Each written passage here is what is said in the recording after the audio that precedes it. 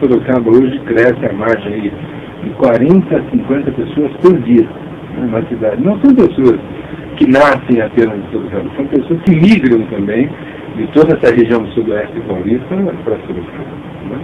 Eu estive há cerca de um ano e meio atrás em Itaporanga, e conversando com o prefeito de Itaporanga, eu perguntava ao prefeito quais seriam os principais problemas daquele município. O prefeito me contava e falou: o principal desafio aqui é a gente ter política para as pessoas da terceira idade, para os idosos.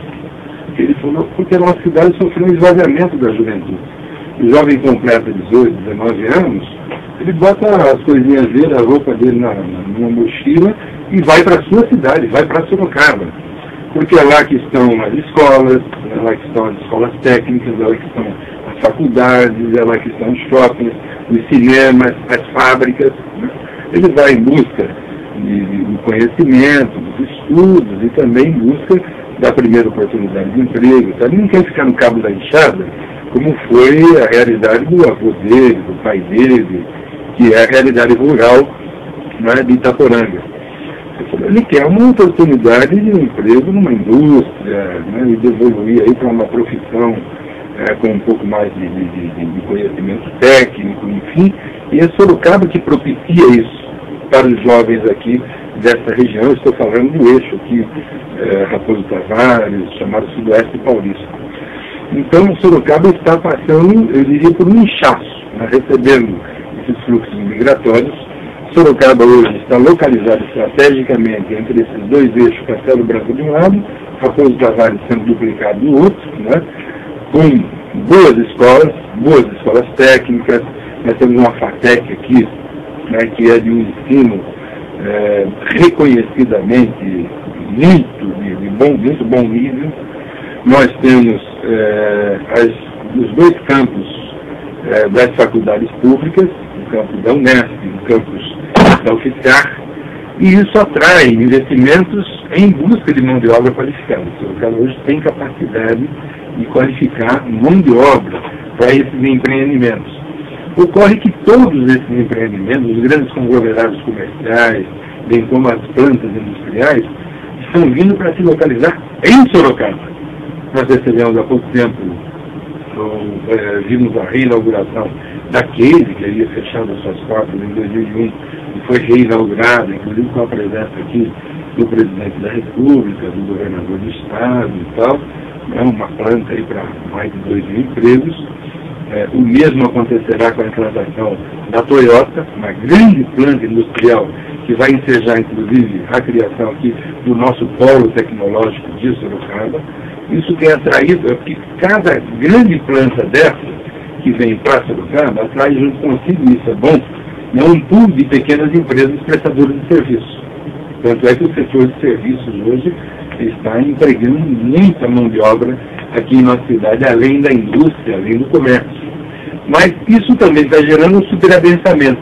Você percebe que Sorocaba cresce a um nível mais acelerado que a média do estado de São Paulo. Sorocaba hoje está crescendo a média de 3,2%, quando a média de crescimento do estado de São Paulo é de 2,5% ao ano. Então, Sorocaba está passando por esse superadensamento. Todo mês nós temos um novo recorde de venda de veículos em Sorocaba. Consequentemente, de automóveis e motocicletas. Consequentemente, tem alguns horários de pico hoje, né, que ali na Afonso Vergueiro, na Avenida Ipanema, na Avenida Itabuvu, na Marginal, nós já vemos o congestionamento muito parecido com aquilo que a gente já conhece da capital, né, da grande região metropolitana de São Paulo. Então, a criação da região metropolitana de Sorocaba, ela vem no sentido de organizar esse crescimento, né, e de que os municípios que compõem essa região metropolitana possam participar de um planejamento desse crescimento, distribuindo, inclusive, esses investimentos que estão chegando e se concentrando em Sorocaba, distribuindo de forma mais equânime pela região, proporcionando a geração de empregos também nas outras cidades do entorno, que estão cada vez mais se tornando cidades dormitórios de Sorocaba. As pessoas dormem ali e trabalham aqui. Né? Então, isso é importante para a gente organizar esse crescimento, de forma, inclusive, a enfrentarmos alguns desafios estruturais, como, por exemplo, o desafio do lixo. Né? Sorocaba, você sabe, os nossos ouvintes sabem, nós tivemos aqui o esgotamento do nosso aterro sanitário. O prefeito Vitor Lippe já tem quebrado a cabeça, está sendo desafiado a encontrar um novo local para um novo aterro sanitário e tem tido dificuldade nesse sentido. Iteró está também, a prefeitura de Iteró correndo atrás de uma área para implantar também o seu novo aterro sanitário. Votorantim recentemente inaugurou um novo aterro sanitário. Então, por que você não poderia resolver o desafio da destinação final do lixo, por exemplo, entre vários municípios, numa área limítrofe entre os municípios, onde você resolvesse o problema de uma vez só para vários municípios ao mesmo tempo? Né? Consórcios intermunicipais na área do transporte, por exemplo. Quando eu apresentei o projeto que cria a região metropolitana de Sorocaba, eu procurei o auxílio da Uniso, que à época o reitor da Uniso, o professor Aldo Vanucci, inclusive, me dizia que em Sorocaba, 63 municípios mandam seus estudantes para Sorocaba. Nós temos aqui estudantes daquela época, 2005, estudantes de 63 municípios pilotando para a nossa cidade. Os municípios todos do entorno aqui mandam os estudantes para Sorocaba, mandam os seus trabalhadores para as indústrias de Sorocaba. Então, por que não trabalhar consórcios intermunicipais para resolver a questão do transporte intermunicipal, né? Da questão do lixo, da questão do fornecimento de água potável, de saneamento básico, né? De tratamento de esgoto. Isso foi fundamental, por exemplo, na recuperação do Rio Sorocaba.